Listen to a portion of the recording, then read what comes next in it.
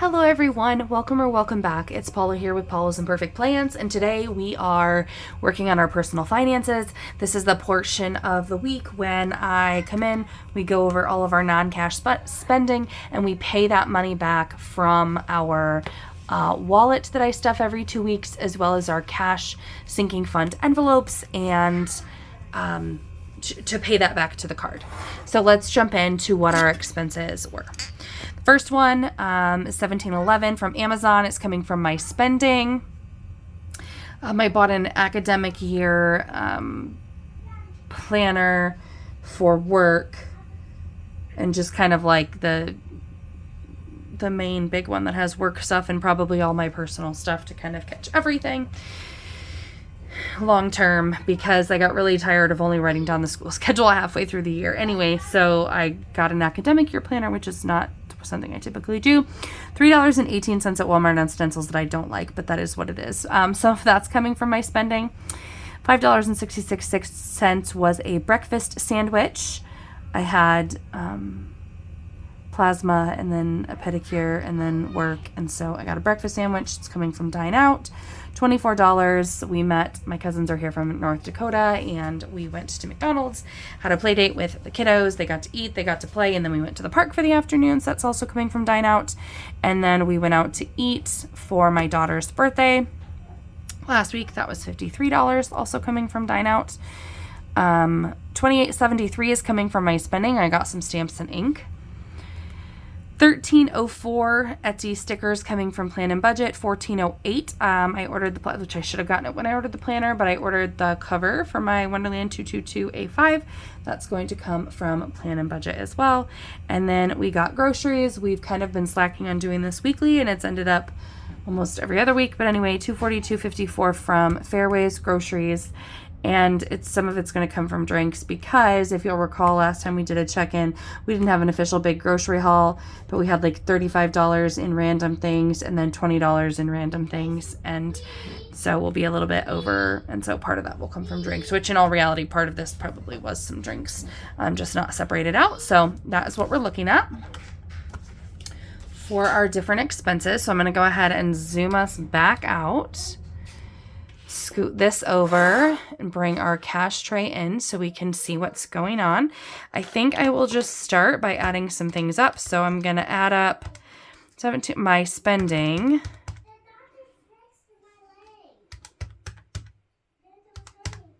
Which is $49.02. And so, and I know that I have $49 left in spending. So that was pretty closely cut there. So, or I'm pretty sure I have $49 left in spending. 20, 40, 45, 46, 7, 8, 9. So $49. That 2 cents will certainly be able to be taken from round up somewhere else. Then, okay, so we need to cross out all of these spending ones. Now let us add up our Dine Out, which is, 24 plus 53 plus, we need to round up this to 6, which is 83.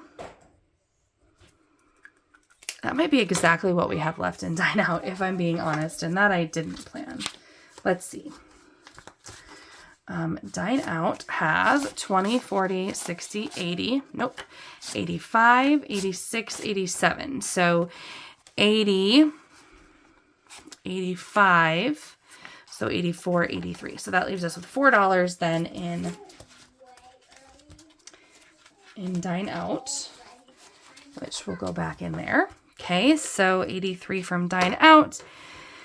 Since we're in here, let's do the groceries. First, let's cross out all of the Dine Outs.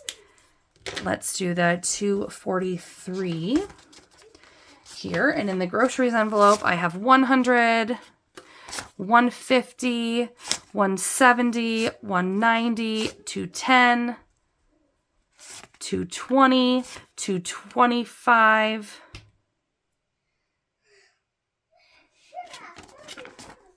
Did I count that right? Let's try again. 100, 150, 170, 190, 210, 220, 225. Okay, so 225 243 minus 225 is $18 that I need to pull from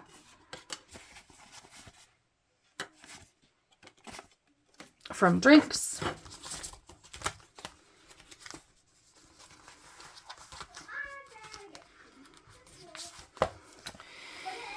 $18. So we will put in, I guess we'll just put in 20 and pull back 2 ones. So 18, 243 minus 18. So we had 225 from groceries and 18 from drinks. So drinks now has 10, 20, 30, 35, 42. $42. Which is exciting. I'm looking for a rollover. I'm like ready to take care of debt as well as a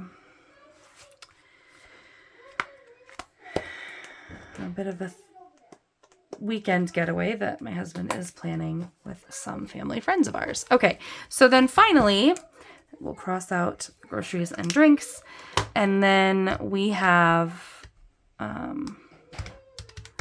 so we have 27.12 is what we have here. So we'll do 28. So 10, 20, 25, 26, 7, 8. So we have 16 left in plan and budget. And we put 28 in from plan and budget. If this doesn't make sense why I do it this way, I will go through what I do next and you will get to see that. Excuse me. Okay, so the last two we have done. So I'll start down here by adding up what we should have in cash here, over here.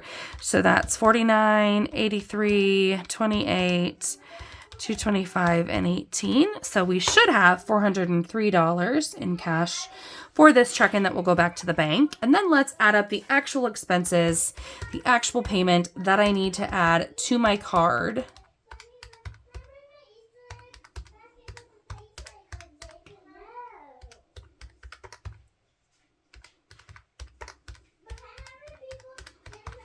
Okay, that amount is $401.34. So then I take the difference between that, which leaves me with positive. I know it says negative there, but that's because I subtracted the wrong way. So that leaves me with a difference of $1.66. So I'll put $403 in. I'll have $401.34 that I will send out to the card, and you will see this $1.66 difference in the roundup category on my budget when we close it out, because that's what I call a roundup. That extra cash, the extra money back in for inflow is it goes back into our budgets, the difference between the two once we do that. Okay, so let's count the cash here. 100, 150, 170, 190, 210, 230, 250, 270, 290, 310, 330, 350, 360, 70, 80, 85, 90, 95, 400, 1, 2, 3.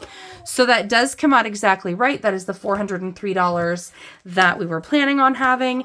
And then this will go just in my deposit space here, so that I can deposit that cash into my bank account to make that credit card payment. So that is the end of our check-in. If you have any questions or comments, I'm always happy to answer those down below. I do my best to keep up with them. And please consider subscribing if you haven't already. And I will see you guys next time. Bye, everyone.